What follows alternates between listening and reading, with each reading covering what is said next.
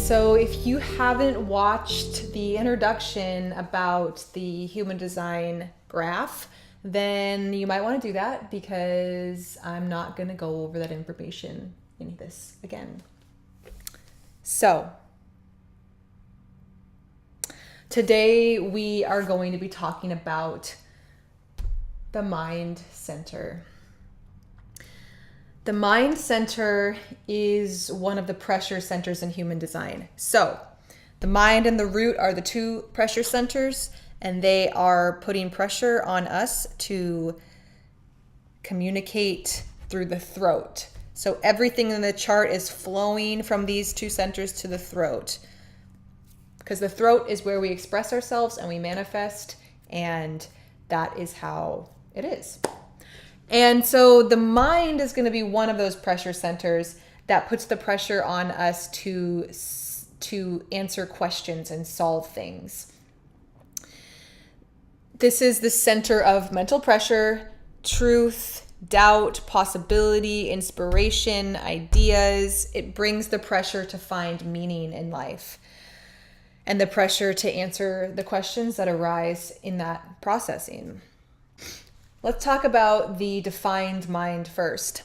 So if you have your chart, if the mind center is colored in, which is actually a pretty small percentage of the population, because there's only 3 gates and channels in here that you can have, 3 channels to define it.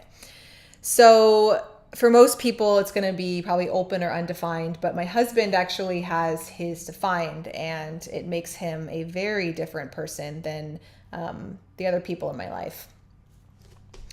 So with a defined mind, you have consistent energy in your mind center, and you're built to handle mental pressure.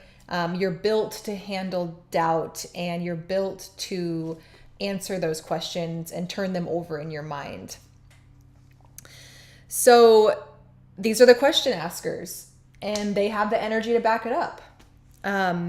They're always reviewing things, always questioning things, creating inspiration through their experiences and their learning. But the difficulty for these people is that when it comes to breaking down that information into bite-sized pieces or into a more simple form to be communicated, they can have more of a difficult time, or they can get really hasty with their desire to communicate it, and they might communicate it before it's ready or before it really makes sense to people. And so they have this huge pressure to communicate their ideas, but they have a hard time knowing when and how. And this is kind of where the undefined and open people come in to help the defined people, because the undefined and open mind centers are here to not question and process information, but to take on the questions and processing of other people who have defined minds and reflect those processes back to them in a more simplified way. So the open mind people are really the simplifiers of information. We're here to distill what the researchers, the defined minds, have come up with and make it an actual palatable form. So for example, my husband, Johnny, somebody asked him if he had read Michael Pollan's new book about psychedelics. And he said, no, but I did read all of the source material basically for it. And so Johnny's the kind of person that's reading the source material, and the Michael Pollan book is the distillation of all that source material into a form that we can actually really read and enjoy and understand. And so the defined mind people are the people that are about the source material, and then the undefined are the people who write the books like Michael Pollan, where they distill the complicated information into simplified form. And that's how the two can work together really well. Not to say that either of them can't do what the other one does, but one of them is built more for the other. So if we're going in the flow of things, it might be easier for you if you're a defined mind to just do the research. Maybe you don't want to write the book. Maybe you don't know how. Maybe you need to be with an undefined friend to help you figure out how to write the book in a way that actually is going to reach people. Johnny is always asking me how to simplify things into a form that actually makes sense to people. He's constantly wondering how to bring things to the people in a less complex way. So that's kind of how the Defined Mind works. It's really built for that kind of research and that kind of processing. Now, with an open mind, we are taking in the inspirations, ideas, and questions from other people. This means we're easily inspired, and we like to be in inspiring environments. We like to go, spend time at art museums or around certain people so we can get that inspiration and we can hear their ideas. That helps us a lot if we're feeling stuck. So if you're somebody who's feeling stuck mentally, and maybe you're processing a lot of information, it's good to go out and either cleanse that information by meditating or going in the forest or whatever. Or if you're lacking in inspiration, going to a place where there are a lot of people or there's a lot of inspiration, or meeting up with a friend who you can process through something with. These are all good ways for the undefined mind to either decondition everything that's in their head or stimulate things in their head. And the difficulty with this open center can be that we are so inspired by everything around us that we can lose our sense of direction and get really overwhelmed or really distracted by this person's idea or this person's path or this thing over here, or, well, what's that? Oh, I should buy that. I saw a commercial for it and now I want to buy it. And then it's a very interesting energy to live with. I have had the experience many times where I was on a path and I met with someone or I saw something online where someone was really passionate about something and it was going to change people's lives. And I was like, I want to do that. And then I get distracted by it. And it's not even the thing for me. But the person that's talking about it is so inspired or so powerful that I feel their energy and I want it, And so we have to be really careful if we have an open mind that we don't get distracted by ideas and inspirations that aren't meant for us. We have to cultivate that inner life of knowing what's truly for us. So the wisdom with this open center, like I said, is the ability to receive all the problems and the questions and the inspirations and the ideas and then boil them down into something more simple for another person.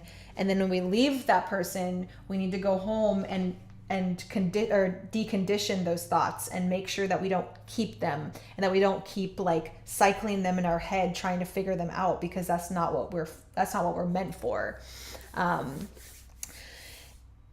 And the other wisdom with it is that we can just be open to all sorts of inspirations and just feel them without having to attach to them. And it can be a really beautiful, amazing life of just noticing things. And like I said, you just have to be in touch with what is your vision, and then you can entertain all sorts of ideas. And then when one comes along that really is in line with your vision, you'll know. But that's why it's good to constantly be keeping in check with where you're at and what you're really working for. And looking at the rest of your chart will really help you understand what other energies are already at play within you. And then when inspirations come along, you'll know when one is right for you and when one is just purely something that you can either let go of, or you can help somebody else process through, or you can help inspire somebody else through that.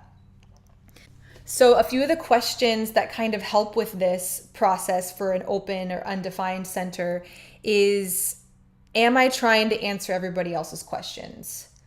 Do I toss and turn with mental chatter and anxiety and always trying to solve the problems of the world and other people through my mind?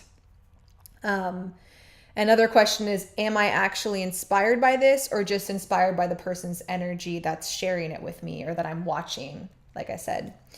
And then, is this a question that I should even be giving my time to? And then the other helpful thing always is meditation. Meditation can be really helpful for clearing your mind from all of those mental pressures and getting back into that open space where you're just a channel for whatever kind of inspirations come. But if you're all gunked up with trying to solve a bunch of stuff, you don't have an open channel to get the information that you really are meant to receive. It's like I said in the introduction to all of this, I talked about, the cabin and how defined centers have a closed door, but undefined centers and open centers have a screen door or no door, and things are getting in, and you got to, at the end of the day, clear everybody out, back to that clear cabin. So yeah, for both people, for the defined mind people, just enjoy the process, enjoy the mental pressures, enjoy the questions, and don't get too hasty in trying to communicate them. Wait for that opportune moment. Use your strategy and authority in your chart to know when it's time to share something. And go and talk to your open mind people and let them reflect back to you what you're processing through, and maybe they can help you simplify it. And then for the open and undefined people, just remember that the mental pressure is not for you. You are just here to take in inspirations and ideas and help other people simplify them, or just enjoy the vast amount of inspiration that's out there. So that is the mind center.